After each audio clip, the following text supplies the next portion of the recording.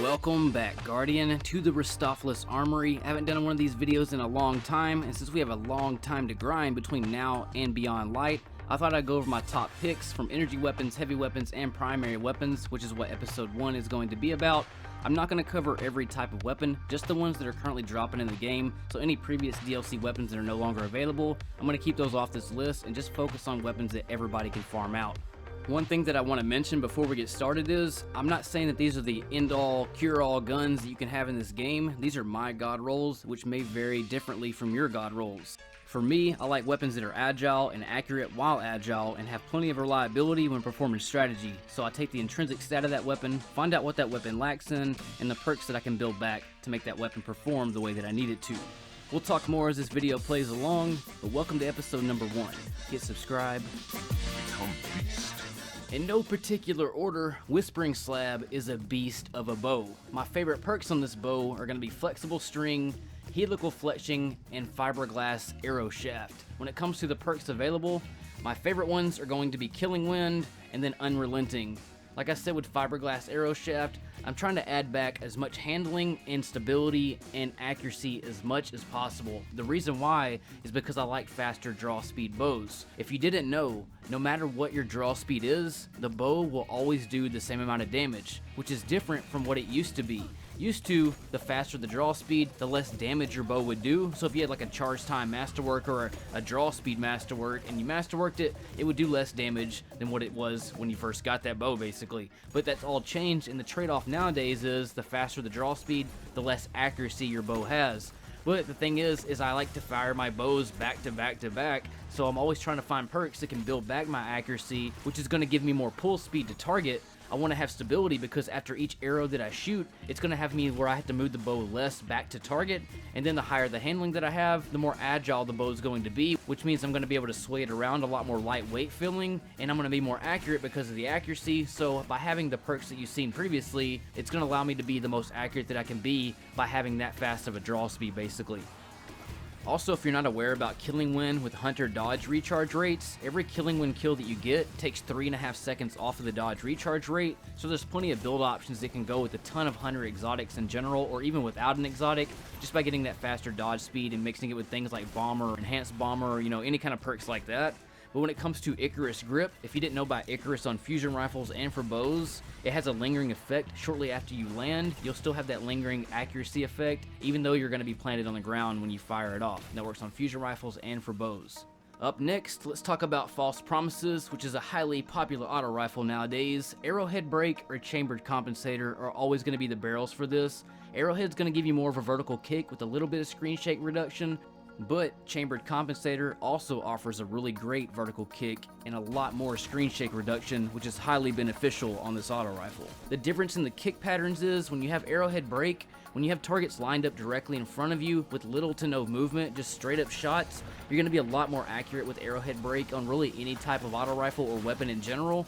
But when you have Chambered Compensator, it offers you a little bit more of agility, or shooting flyby targets. It gives you a little bit more of a lean stance when the gun's kicking and kind of assists you whenever it comes to moving a little bit more accurate, as well as giving you less of that screen shake reduction, which this gun definitely needs some help in. That's the only thing I don't like about this auto rifle, is when you're under fire, it's just not that accurate at all. But I also recommend having ricochet rounds to kind of bounce back those stats to where you can hold it a little bit more steady, and overflow definitely for any time you pick up any kind of special or heavy ammo and then you're versus like an anti-barrier champion. And then for higher tier activities, Sympathetic Arsenal is a great perk to have. Anytime you kill targets and then reload, it reloads all your other weapons, which is a great safety measure for master or grandmaster activity, or Unrelenting to really make that weapon feel special.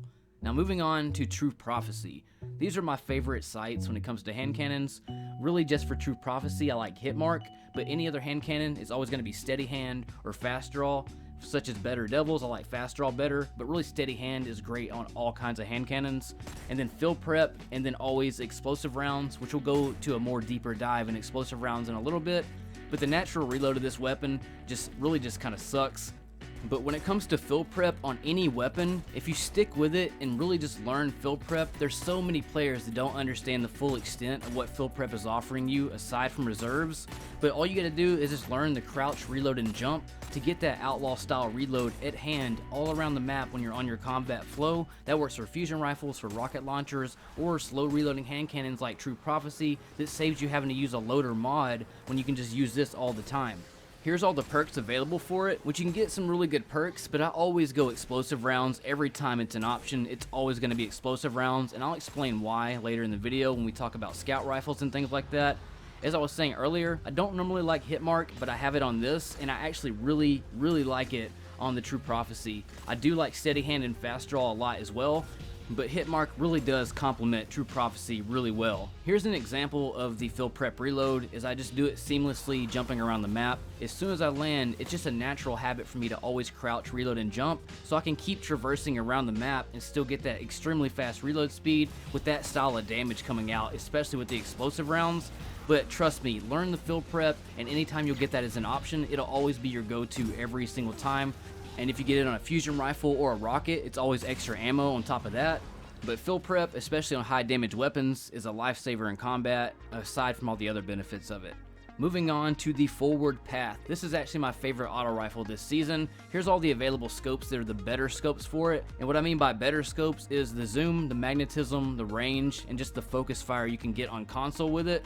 There's a lot of great perks with it, but my favorite ones are Iron Grip and then also having Pulse Monitor, which is going to refill your magazine. By having Iron Grip and also Flared Magwell mixed with the SSF scope, it lets you just focus fire even when you're under fire. It doesn't have a lot of screen shake with it, and it just really benefits it at range for an auto rifle on console. But this is the real reason that I actually like this auto rifle. Aside from it being really accurate, Pulse Monitor is one of the most slept on beast perks, and I'm so glad that they buffed it where it refills your entire mag now. So I'm just going to show you some brief examples of this.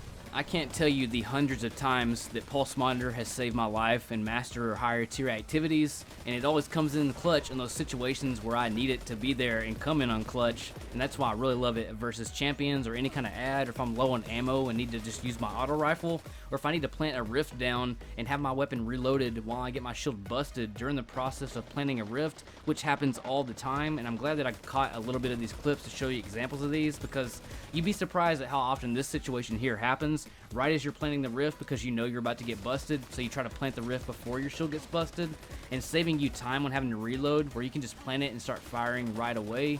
Little situations like that that I can plug holes in. I love having those options on a weapon versus any other type weapon that has to make me earn it to get it. All I have to do is simply be in combat and I get my rounds refunded, and then on top of that I have Flared Magwell, which is even more stability, and it offsets the lack of reload speed by having Iron Grip. And it's also masterworked with range, which is going to help for the stickiness of the weapon, so everything that was supposed to negatively impact the weapon, such as the Iron Grip and the reload, is plugged back with the perks that are on the weapon that, in my opinion, make it the ultimate version of the forward path. Moving on to Dire Promise, I think everybody should own an Osmosis Dire Promise. When it comes to the perks you can get with Dire Promise, Osmosis is just a great handy tool to have, because if there's a situation where you need to cover 3 burns, it's easy to do this with, because if you want to rock an Arc subclass, Solar Energy weapon, and then like a Void Heavy weapon, especially for my Festering Core build that I made a video of a while back, this is the weapon that I was using, and it works perfect for Festering Core. All you gotta do is throw your grenade, and whatever subclass you're on, you immediately have that burn covered. So if you're versus a lot of Minotaur, but you also got Arc Harpies, you also got some, taken Solar Wizards, or, whatever the hell situation, you can always cover it. And then by having the triple tap, it's like having overflow on demand, basically. Steady hand is definitely the scope or the sight that you want to have with it, and hopefully you can get a pended magazine. That way you can get 16 to 18 rounds whenever you incorporate the triple tap. And Dire Promise accuracy is really reliable, and if you mix it with things like the Getaway Artist, as I showed you in the Festering Core build, if you watched that, it's a great utility to have. And since the Dire Promise doesn't really have that great of second perk slot options, Overflow is great, Triple Tap's great, but that second perk slot option, Osmosis, just seems like the no-brainer to me, and again, it's a great utility for anybody to have in their arsenal. Now for the old-fashioned, which is another no-brainer. Obviously, if you can get Demolitionist and Explosive rounds, that's the one that I highly recommend that you stick with. Crossfire on this weapon is also a good sight to have, but Steady Hand really just makes it ultimately accurate. But I wanted to show you Slide Shot and Explosive rounds because there's no cooldown in it. every time you slide and fire one time, it'll put 4 rounds in instead of 2, so you can just keep sliding and firing at least one shot. Whether you hit or miss, it's always going to put those rounds back in, so in a sense, you never have to reload this weapon, and especially if you're doing base game content. I haven't tried this in higher tier activities or anything like that. I just wanted to show you just some base game content for majority of this video, but you'll kind of suck at sliding around and shooting at first, but the more that you keep playing with this weapon and sliding around, there's a lot of cool tricks you start to learn with it, and it kind of opens up a new style of gameplay that I really never paid attention to before. And if you have the explosive rounds, it's always going to do more body and crit shot and the shared damage than non-explosives will. But I wouldn't necessarily call this a god roll, because the god roll is the demolitionist and the explosive round. But shoot this before you shard it if you ever get it to drop. But to me, I just had fun sliding around with it, and that's the only reason that I showed it, because of the no cooldown and then just the mess around factor that it has. You can do some really cool shots with it that are a lot of the time lucky, but when you do get them to go, you feel like a kind of a tactical badass when you're using it.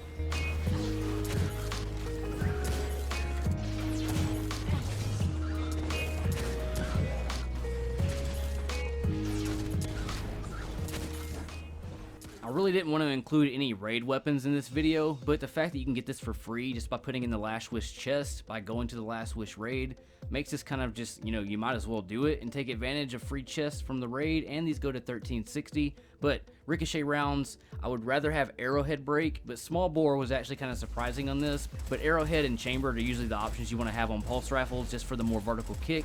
Probably more arrowhead than chambered for this kind of weapon, but 450s are my favorite type of pulse rifle. Having the more rapid fire makes them a little bit more tactical and a little bit more air agility, even though you're seeing me mainly do ground shots, because this is just some base game just for the sake of the video. But normally I don't like outlaw rampage weapons. I think that's kind of an old world god roll kind of weapon, but now we have grandmaster and master tier activities out. You don't really chain a lot of rampage kill clip shots, especially on console. There's not a ton of options when it comes to the perks available for this weapon, so it looks like Outlaw and Rampage is probably it. But as far as like 450s and legendary pulse rifles, Nightshade, in my opinion, was actually probably better than this, just because you can get things like Ambitious Assassin and Kill Clip, and it can get up to like 63 rounds, and you can't really get that option with this pulse. But as far as accuracy and just a great reliable pulse rifle, Chattering Bones, probably one of the better pulse rifles in the game right now, and it goes to 1360, so it's not going to be sunsetting anytime soon, so I'd go ahead and collect it. Why it's collectible.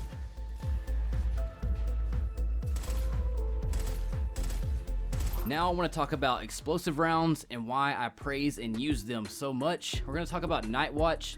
Fluted barrel is going to be my barrel of choice, even though there's a lot of great options such as arrowhead break and chambered. But fluted barrel, if you ever use Mananan SR4 from D2 of year 1, it really just turns this into a primary Mananan, and it really is accurate for running gun combat and hip fires and things like that. But explosive rounds, rapid hit, drop mag, accurized rounds, steady rounds, really anything you want in the interchangeable slot, more rounds if you want to do that. But let's talk about this explosive round damage in various types of enemies. So 1055 for body, and then 1851 for a crit. That's with no explosive round, just anywhere you shoot it on the body or crit, those are the two numbers you're going to get. Now if you use the explosive round on the crit, it's going to be 2006 versus the 1851 without it, which on a yellow bar like this is an 8.5% damage. And then if you go to the body shot with it, there's going to be a 1214 body and then 1051 without. So 15% to the body, 8.5% to the crit shot. Now let's take this to a red bar ad. This is where it kind of changes up a little bit. You see the crit shot damage, and you go for the body shot damage. Those numbers are always going to be the same no matter where you shoot it, anywhere on the whole body basically with non-explosives. But if you go to explosive rounds to the crit, you're going to see 4628 and then 4270 without, 8.5% bonus to the crit. But this is where the thing changes. When it comes to the lower body shots, it's 1400 versus 1217, 15% buff with explosives, but an 80% buff when you shoot the upper part of the body on this Vex red bar. That's an insane amount of free damage, especially if you're in a Grandmaster sense. Getting 80% buff on a Vex when you're shooting their upper body, and then if you hit the crit, so you're getting rewarded for really anywhere you want to shoot them that's upper body or crit shot. And even if you're doing leg shot damage, you're still getting the bonus crit shot damage. You'll see that non-explosives take 6 shots to kill it, and then only 3 shots with explosive rounds, so you're saving half the rounds by using explosives. which is going to equal less damage that you're taking in the grand scheme of things, because when you're poking out and firing your weapon at ads and you're able to kill them in less shots and not have to hang out as long, that means you're not going to be taking as much damage, so your overall time to kill and time to be killed is going to vary drastically compared to the non-explosive round. In the clip you just saw, it took 2 full clips of straight crit shots with non-explosives, and then it took 1 clip and then 14 rounds of another one by saving you 3 shots of straight crits. Well, let's say that you're not always able to hit all crit shots, especially in higher tier activities where you just can't hang out as long. Now, if you count the body shots it takes, it's going to take you 3 full clips with explosive rounds, and then if you go to non-explosive rounds and do the exact same thing again, you'll see overall it's going to take you 8 more shots just to kill target. So when you're combining crit shots and body shots, which are naturally just going to be happening in combat because you can't sit there and stand toe-to-toe against a Grandmaster ad, you're going to be having to get shots in where you can basically as you're taking damage, and hopefully if you're putting resist mods on, you're going to be able to get more shots out before you're actually dead as well on top of that. So what I'm basically getting at is your survival rate with explosive rounds is going to increase exponentially versus if you're wasting anything with non-explosive rounds. Even if you're using a perk like Demolitionist, which does drop on Night Watch, you're still going to get more of a benefit out of explosive rounds in the grand scheme than the benefit that even Demolitionist is going to add for you. And then like I was explaining earlier, if you have an enemy that's hiding behind a corner, you can splash the ground and you actually have like a kind of a damage over time kind of effect, or a delayed damage I should say. You'll do damage from the initial explosion on the ground, but you'll see like a half second later, more damage is then added. So if you have a lot of thrall or anything running up against you, or enemies that are stacked on top of each other, they're all going to be getting that shared and delayed damage effect. And then even more benefit, like I was saying with the fluted barrel, it's like you have a Mananan from D2 Year 1. Better Devils and Mananan used to be the ultimate Nightfall solo combo back in that time. So it's like you're awakening a weapon from the dead that doesn't even exist anymore, but you can get rapid hit on it. And you can see how clean and just, aligned these shots are because of the high handling of this weapon, and then these clean hip fire shots that stay really tight together. And that's the benefit all that high handling is going to give you. And then that upper body right here that I just naturally hit through combat, and then against this Minotaur boss in this Nightmare Hunt, you'll see right here I'm doing 1225 damage, but watch as I go further on his upper body, right above the pelvic area, you'll see a 55% damage increase going to 1898 from 1225. So it's always 8.5 to 80% damage in between that area. And then you also have the tactical utility of shared damage, and on Cabal Incinerators with the Void Shield, it damages them underneath their shield, completely bypassing they have an overshield on altogether. Pay attention to my Gambit shotgun because it may not look from a distance like a god rolled shotgun. You might think that having assault mag and rifled barrel and grave robber demolitionist would be the ultimate god roll, and I thought the exact same thing until I finally got that roll and then compared it to this version of it, and this one actually outslays it and is way more easier to shoot because of the fact that I have the range masterwork to go with barrel shroud's handling and stability, and also have the accurized rounds. And even though assault mag is a good perk to have, it wasn't really necessary or even needed. I get way more better, cleaner shots by having this rolled shotgun than I did with the one with the assault mag and rifled barrel and all the bells and whistles that I thought was what I needed. That's why I like testing weapons, because you think things and assume things and then you actually test them out and it's completely not even what you thought. But Grave Robber procs all the time with this. I usually don't even put more than 2 rounds into it. When I'm doing like quick, sway shots or hip fire shots, all those shots are very clean all the time. It's one of the most reliable shotguns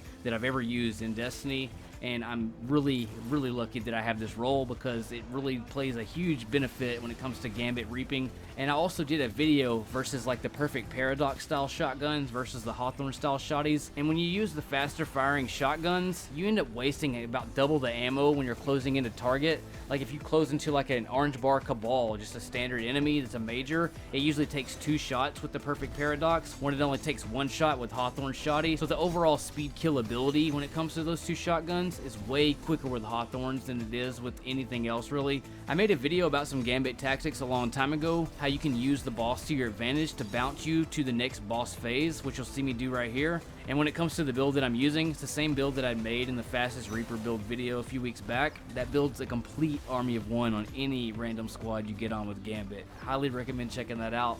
When you combine the Hawthorne shotgun with Telesto with the Pinata of Death perk, I mean, you pretty much got infinite ammo the entire time, and rocking 2 special ammos against the type of ads that Gambit ads are, it's a freaking joke, man. But I wanted to include the Hawthorne style shotgun, even though it's going to be sunsetting before some of the other weapons in this video.